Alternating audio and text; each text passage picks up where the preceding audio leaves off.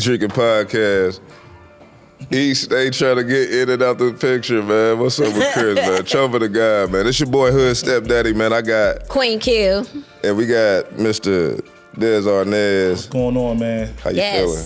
I'm good, man. Thank y'all for having me, man. You know? Thank you for coming. Thank you for coming, man. You know, I know how hard it is to do the content and media stuff. So, and plus, you know, man, me and B Jack, we go back, man. That's my brother, man. Yes, you know, sir. So I'm just happy to see him doing something productive. So, you know, he gave me a call, so I pulled up, man. It wasn't nothing. Real nigga activity. That's what's up. That's for sure, for sure. I just want to say, man, I ain't never seen this dude in the same room with LeBron James. You know what I'm saying? It's a rumor going around, man. I think he because he was a little late, and you feel me? I know he was in Denver last night. You know what I'm saying? It only makes sense. Yeah. Type of guy that can sell a blank CD, man. You sold a blank CD?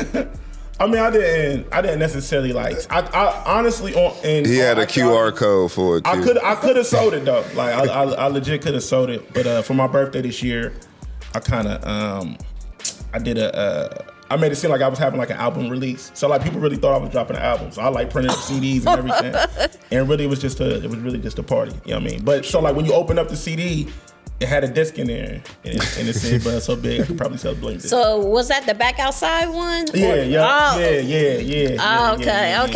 So it was epic. It's a funny story how all that came about. Like, really, all that was like spontaneous. I don't know. I feel like I'm the king of that. Like, it really started off as a joke, and that's how a lot of stuff I be doing. It just start off as jokes, and then it take legs. So then I just run with it. So originally, I wasn't gonna do nothing for my birthday. And then everybody was like, nah, Des, you gotta have a birthday party. You don't never be really like, you celebrate everybody else's birthday, but you don't be celebrating yours.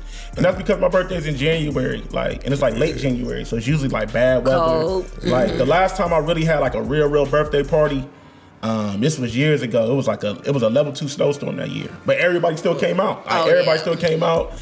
And it was crazy. Like it was wild. It was wild for everybody to be out there to level 2 snowstorm. Like we had a pre-party. Once we came out, everybody's cars were frozen. Everybody scraped their cars off, and we still went to the club and went up. That's what's up. But anyway, so yeah, the back outside party, it started off as a joke. I wasn't gonna do a birthday party, and then I had that flyer for a minute because my homie Josh does graphics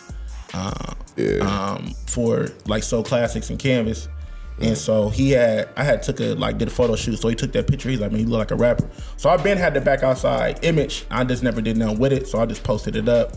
And then when I posted it up on IG, I had made a track list when I posted it on IG. So I just like randomly made all these fake like tracks to make it seem like I was really dropping a CD. So everybody was going crazy.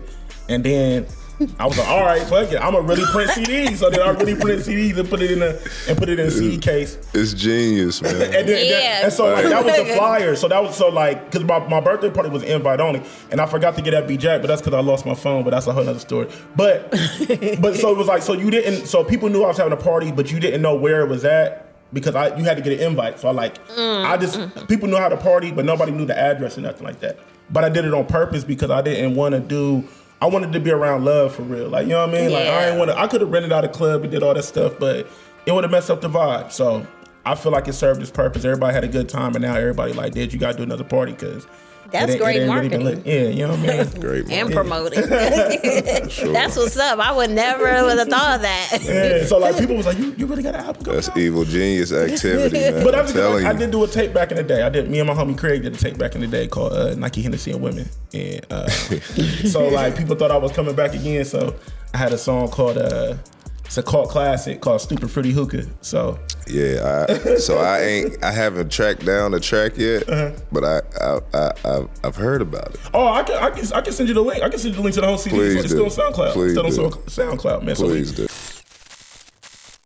Stupid fruity hookah got me jumping in your lady. When we at the shisha bar, got a nigga lazy, and we be going crazy.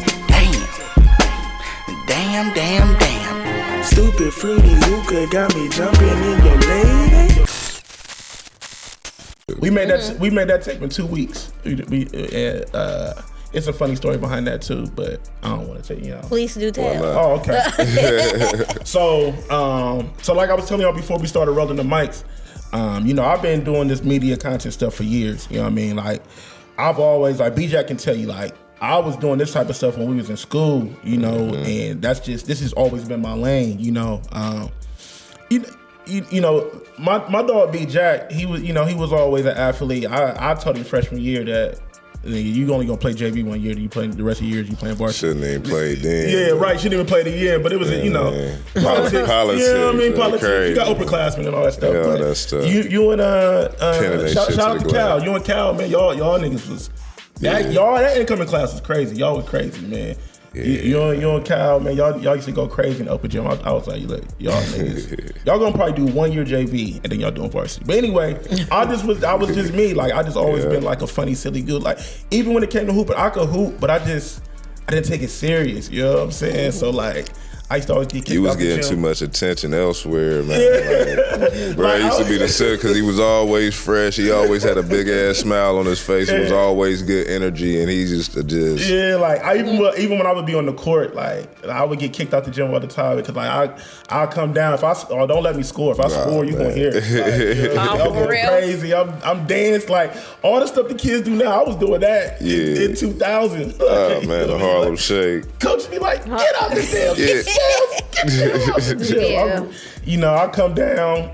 We was like doing open gym, and we playing against like at this time, like you knew who the varsity was, so like I'm getting off on the varsity, and I'm like, damn, like you know. And then I remember I ran past, and I was like, this supposed to be your varsity coach? Scales, get the hell out of the gym. Like, that was wild. Right? That was wild. But anyway, man. So Cass, man. Yeah, shout out to Cass, man. So fast forward. You know, I was doing podcasting in 2007. Me and my man Craig. That's crazy. We had a show called the Craig and Dad Show. So how we got introduced to it was his uncle and then our homie Dante.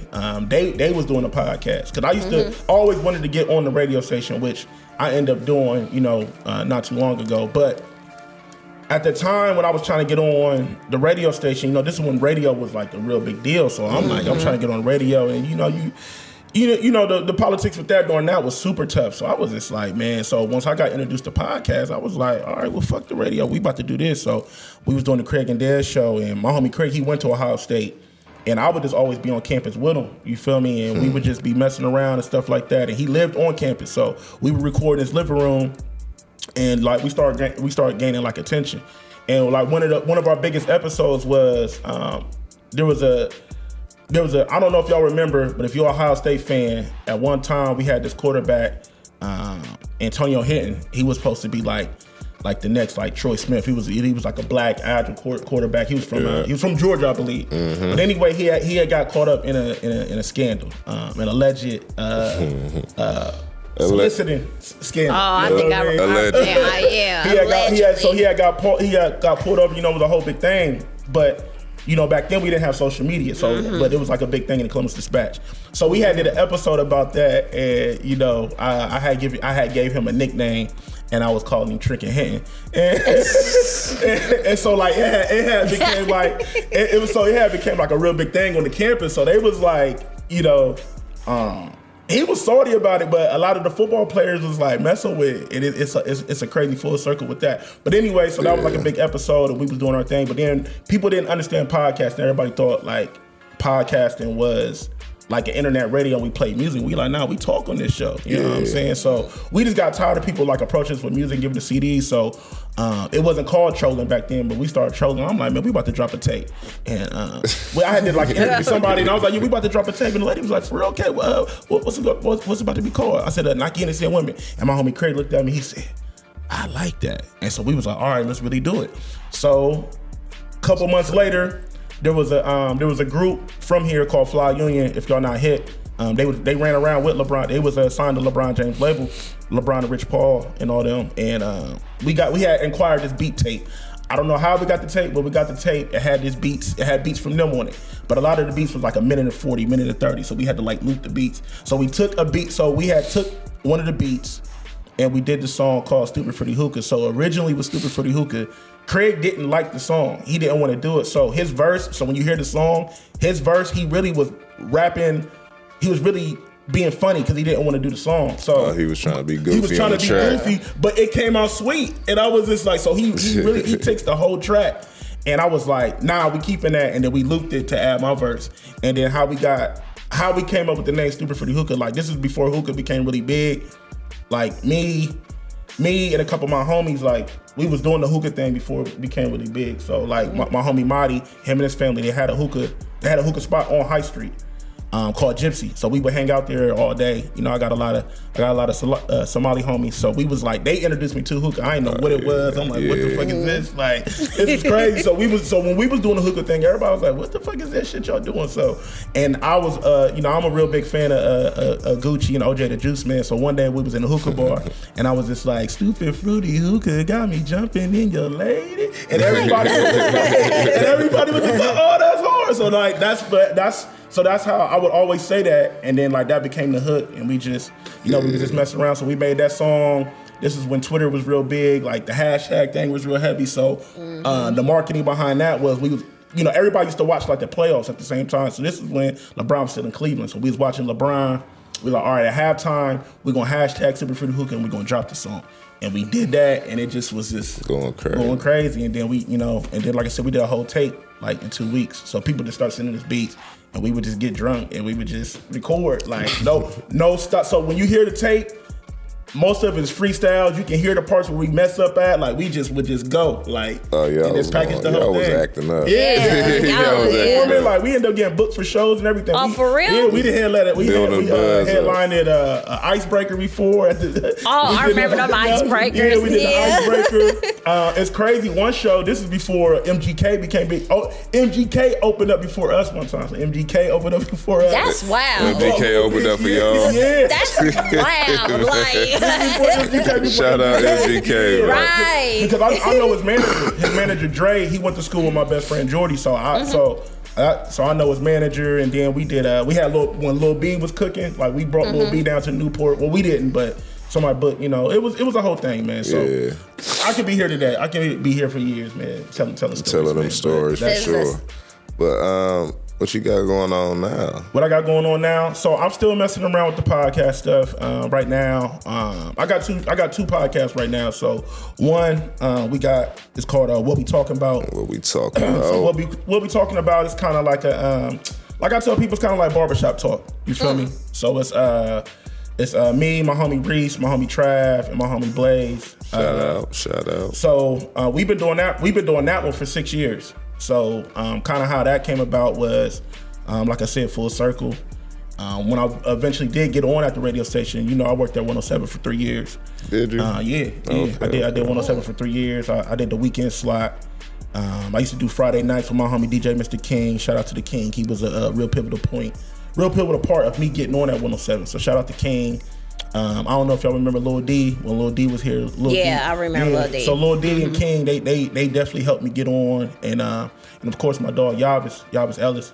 Shout out Yavis. I played with Yavis on the Gushmacker team with Courtney, man. Okay. Rest in peace. Yeah, rest in peace, Courtney. Yeah. Ozzy, but man.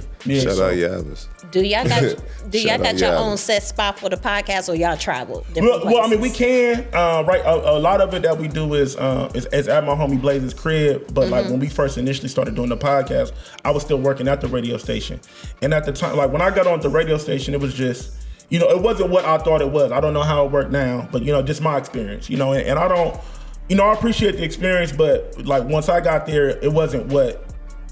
It wasn't.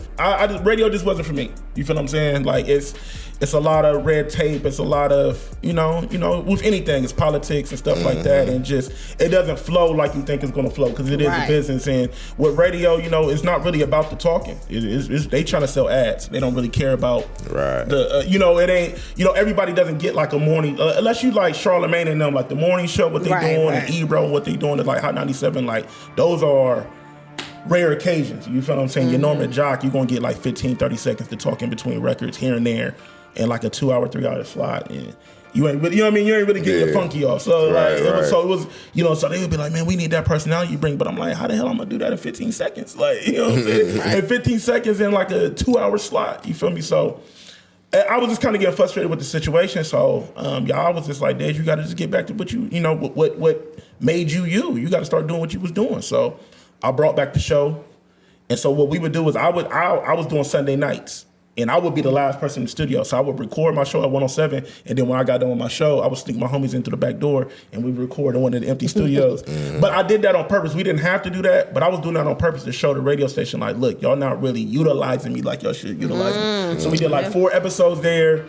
We did like 4 or 5 episodes there before the radio station even found out. And then when they found out, it was like, you can't do it no more. But by that time, we was already popping. So right, it's up. Yeah, so it was already up. And, so then, we've been, so since then, we've been doing live shows. We done pretty much did every venue in the city, from the Funny Bone to the Forum to, I don't know what they call it now, but it was Club Ice, XO. You know what I mean? I think many different days. Yeah, I think they did. Fire, I think it's Ice. Josephine's now or some shit. I don't know. Josephine. Yeah, I don't know. Wow, You know what I mean? that's a new name. I ain't even been by that. Yeah, we, Late Night Slice. We did 2 different shows at Late Night Slice. So the one Late Night Slice in the Arena District, they got like a speakeasy, like where you go down to the basement, you go through the freezer. Oh, yeah. So we was one of the first people. Yeah. So I got footage and all that stuff of this. So we was one of the first people to utilize that. We did a lot. Like we did what we call podcast and chill. So if we go to like a smaller venue, we'll like do a mini show in a smaller venue or whatever. So we've been all over the city with it, so that's that. And then I'm just still trying to make it happen. Then like I said, the other show, shout out to my man Rio. It's called The Road Less Travel.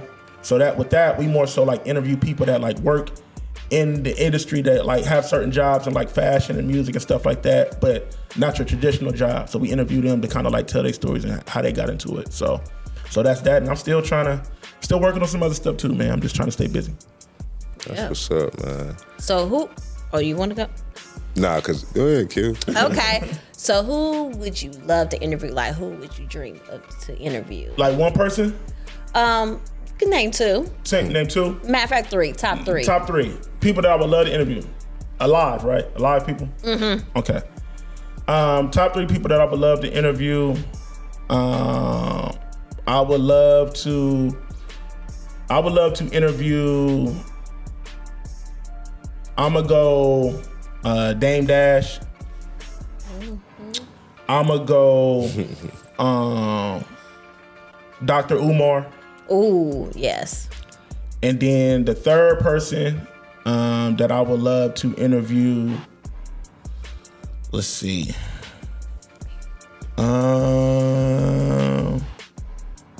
DJ Academics. Okay. I'm a real big fan of DJ Academics, man. I know a lot of people may not like mess with Academics, but Academics he's very interesting. He's extremely smart. He's extremely smart. I've watched him from the beginning to where he is now, and he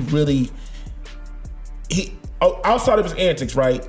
I've seen him do interviews where he's not being like Academics and just being him, and just like the way his brain works and how he's learned how to work these algorithms and really just like really become a millionaire off this content game is incredible, man. So I would love to just pick his brain and just get some knowledge from him, because I want some of them M's that he touching. For sure. Speaking of Dr. Umar, I got his number. You got his number? Like, what you mean? I got his number. So he came to Kansas City. He spoke. And my brother, he's a big promoter in Kansas City. So after that, we chopping up and everything. And he gave me and my brother his phone number. He said, "Don't call, text first, but don't talk." But yeah, I got his number. So you was trying to shoot game at it? I wasn't trying to shoot no game, but shoot, I mean, I would love to interview him too. So okay. that'd be. Well, I'm just saying, you said you got his number. You put that up there. I was. I mean, he handsome, but at the same time, he ain't my type. But Donations.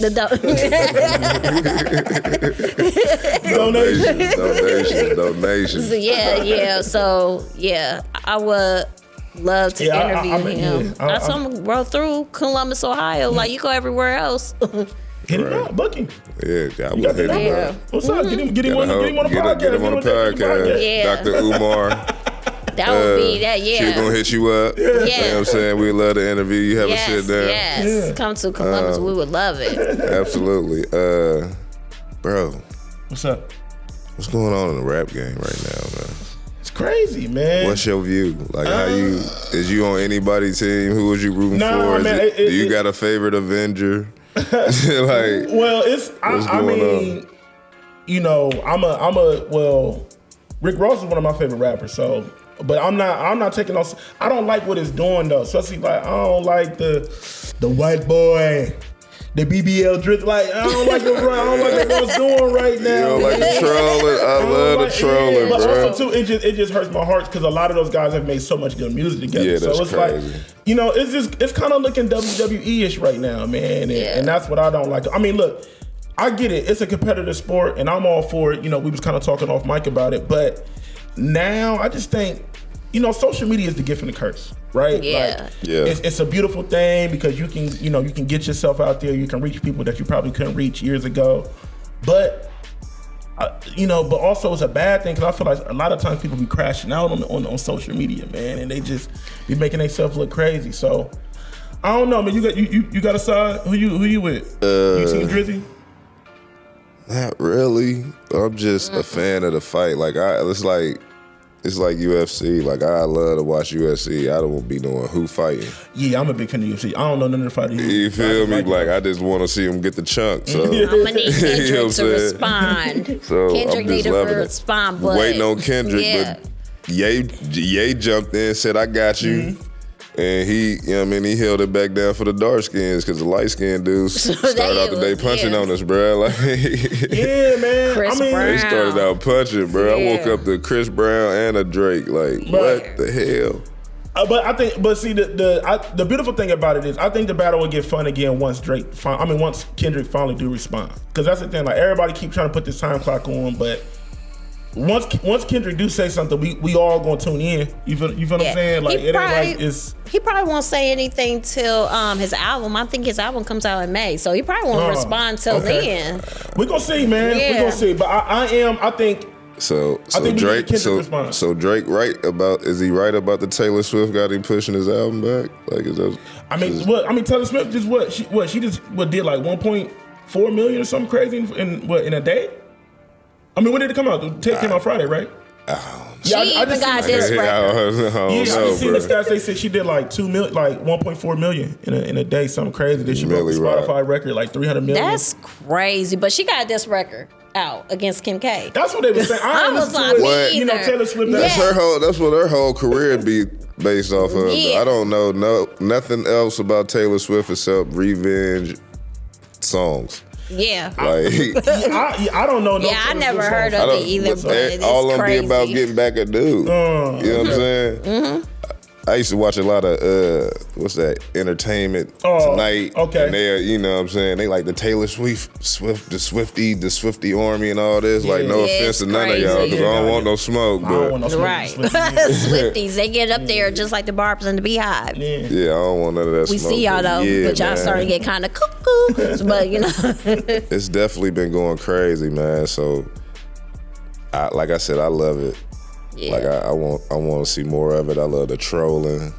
It's keeping me energetic. It make me want to work out and everything. Stay on top of my game. Right. I've been in the booth. I got, you know what I'm saying? Like I done inserted. Listen, man. If I drop some shit, you gonna be like, whose side is he on? I done took shots at everybody too, but nah, man. Something else I wanted to ask you. How do you personally handle what you're trying to do and the things you want to achieve? What you mean? Like just like how I go, like what keeps me like. Well, yeah, what striving? keeps you? Yes, absolutely. It's tough, man. You know, like we've been saying. You know, I've been doing this type of stuff for years. You know, from party promoting and then creating, doing creating content, all that type of stuff. So for a long time, in the beginning it was super tough because like things that I were doing were essentially new, especially to the city. Like I said, I was doing this type of stuff. I was doing parties like 2004, 2005 when I left school. I was 19 doing 21 and up. And even when I got into the party game, it was tough because, they weren't used to like, we was essentially like kids, but our approach to the game was different. It was, gatekeeping was super heavy back then. So like me, and shout out to my homie DJ Fundamentals, when we was out here, we had to really fight. It's kind of like this rap game. Like we had to really fight to get our positions. You know what I'm saying? And we had to, we used to be on Facebook going at it with different promoters and stuff like that. And we would be going at it because it was a competitive sport. And we kind of like early days. Yeah, we kind of took the game by storm because like our approach was different. Like we had a crew. We would go to every side of town. This is when you still had to pass out flyers and stuff like that. We getting cars, and I spent I spent a lot of time doing that stuff. And then once I finally start achieving success in that, start doing the party stuff, and then start elevating or whatever. It was cool. And then I started doing this content stuff, but. To answer your question, it's really just you got to just stick with it. It's just about consistency. You know what I'm saying? Because if you quit and then you look back like, damn, I didn't even really give myself a real shot. Right. Like you told me, B. Yeah. When you came home, right? You said I'm gonna give this a real shot, and you really put your real heart and energy into it, and you gave it a real shot. Think about it. Before you got here, when you was, we're gonna say that mini vacation. Yeah. You never thought you would be here, right? An extended stay, yeah. Nah, I ain't think I'd be. You feel what I'm saying? Like when you was in that place, and I'm so happy that you're here because I don't want to see nobody there. I don't even we ain't even cool, but I don't wish that on nobody. But for you to leave that situation, you could have easily been like, got out here, got on some bullshit, went back. You progressing, you going forward, and what's keeping you doing? You know what I mean?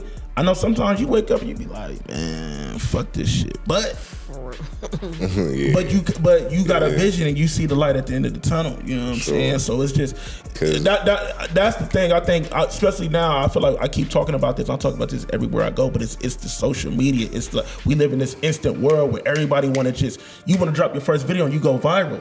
That's not reality, bro. Right. And even the people that go viral, a lot of them aren't organic viral. A lot of them have production companies. They got labels. They got people that are in positions to help them go viral. Yeah. You feel what I'm saying? Like we really getting this out the mud. You feel what I'm saying? So it's going to be 10 times harder for us, but the reward is going to be 10 times greater. You feel what I'm saying? So that's facts. So what you doing today? I'm telling you, next year you're gonna wake up. You be like, damn, I was just in a little studio at Fifth a year ago. Now look where I'm at. You feel what I'm saying? Yeah.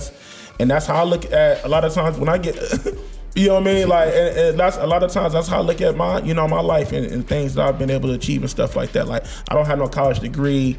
I don't have nobody that like put me in the game, sort of say. You feel what I'm saying? Like, I got this off of just being consistent, being a good person, and networking. And me networking is what led me to get to these different spots in my life. But even when you get there, it don't stop. You feel what I'm saying? So. If I knew about, media school back when I was 18, and everybody know the difference between university and trade school, I learned more in 8 months than I did in 4 years. Absolutely, and I salute to y'all because I didn't even go to media school. I'm just, you did? Nah, I didn't go to I just. So you just kicked your way through. Yeah, the door. I just kicked in the door. You know what I mean? So I didn't, like this media school, all this stuff came later. Like you know what I'm saying? And by the time this stuff like hit Columbus, I was already knee deep, you know what I mean? It was just kind of just like, I thought about it, but I was just like, I don't know. You feel me? So I kind of wish I would have did it because I would have learned more behind the scenes type of stuff. You feel me? But I hope I answered your question. I kind of went on a tangent. Nah, you did. You did. I just really just consistency, man. I just keep striving. You got to have your own goals and visions, bro. You can't get caught up because it's easy to get on this internet. You see all these people that you think are popping or whatever, and they really not. But you know what though, bro? I ain't even gonna lie to you. Sometimes, man, manifestation is scary because you really get what you like. And stuff be running up on me so fast, like you're right. This what I was really fantasizing and thinking about for days on days on days, and then boom, I'm in this position for real. It's almost like deja vu a little bit. Like it give you a shock, bro. So like a lot of the stuff I be doing, scary. That's like the only thing that scared me, man. My manifestations coming to fruition, like, you know what I'm saying? Hey, but what you gonna do? I mean, you know, I wrote a list under the whistle, baby. Yeah. He gonna play, but exactly. After my brother passed, I wrote a list on December 31st, 1 through 5, my top 5 that I want in 2024. And when I tell you, when he said manifestation is scary, it's very scary. Everything is happening in order. Like, I already know like in order you wrote yes. Like I know what's coming next, and it's crazy. 2 has already happened.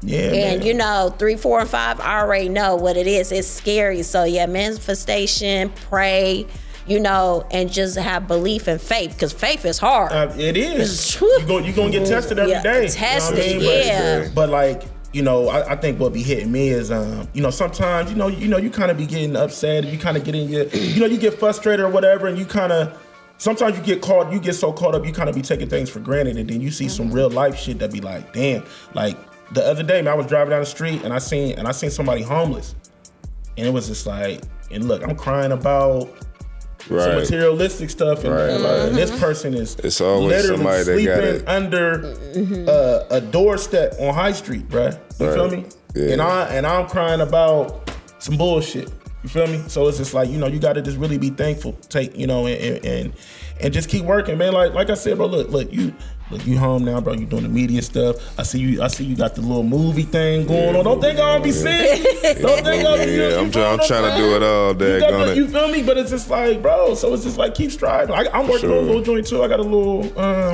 movie that's gonna be hitting Tubi real soon. You feel what I'm saying, man? That's what's up. Definitely. I ain't know you was with the acting, so I'm definitely going. Yeah, bro. I just be like, definitely got to work. If he can make a blank CD, yeah, for sure. Hey, man, I'm just at a point in my life where it's just like, man, the worst thing that can happen is it don't happen. That's the worst. That's that can facts. happen. Because at you know the what I'm end saying? of the day, so it's like, why not try it? Like, why not? Because you don't want to be that person 5 years ago. But like, damn, what if I would have made that little local movie and then somebody would have seen me, and then now I'm doing national commercials or something. You know what I mean? You never know where it can take you. You feel what I'm saying? Because you never know who's watching, who's seeing you. You feel me? So that's a fact. Because at the end of the day, one thing that's promised to all of us is death. You feel me? And you don't know when it's going to happen. And we living on borrowed time, man. Yeah. And we seeing people younger and younger get up and check up out of here, man. It's getting closer and closer to home for me. Yes. Yeah. Me too. So it's just like, man, you know. Yes. Just gotta appreciate life, man. You gotta appreciate life. Man. The city, listen, I've lived in Columbus all my life. I ain't never seen Columbus like this, bro. It's going down, bro. Yeah, right now I'm Mr. Always inside, never the fuck outside. I live in 3 different cities, and let me tell you, but it's like not even the same. I don't be going outside. Look, I go to school, go to work. But you always been like that. But you never really been in the mix. You know what I mean? You always Yeah.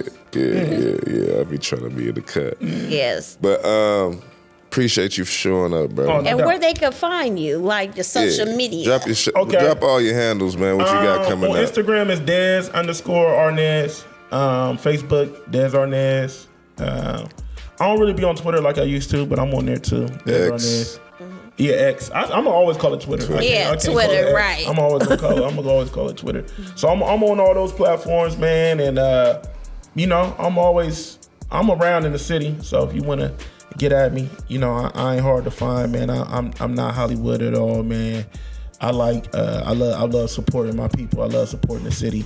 I'm a super advocate. I rep Columbus to the death. I got it tatted on my stomach. You know what I'm saying? Like, belly. You know what I mean? Like, no matter where I go, man, I love my city, man. You know, and as you see, it's growing. The city is growing. What be like the fastest growing city in the country now? Something like that. I seen some stats. Yeah. Columbus is like the fastest growing city. Yeah, it's going up. Yeah, you know. So it's here, man. We here. I feel like we've always dreamed of this. It's here, and you know, you better tap in and find your piece of the pie, cause it's the money is out here, but it's going to dry up real quick. So you need to find your place in it, and make sure you you know, you get what's yours. So Yes. For sure. Yes. Thank you for coming. and no doubt, man. Thank y'all for having me, man. Yeah. Hopefully I was a gracious guest. Oh, you was amazing, man. We got so many sound bites. It's gonna be good. Hey, this is the Day Drinking Podcast. I'm your boy, Neighborhood Stepdaddy. Queen Q. And we got Show. Yes. Man, appreciate y'all, Yes. man. I'm gonna let you have your Sunday back. All right, Yes. all right, no doubt. Peace.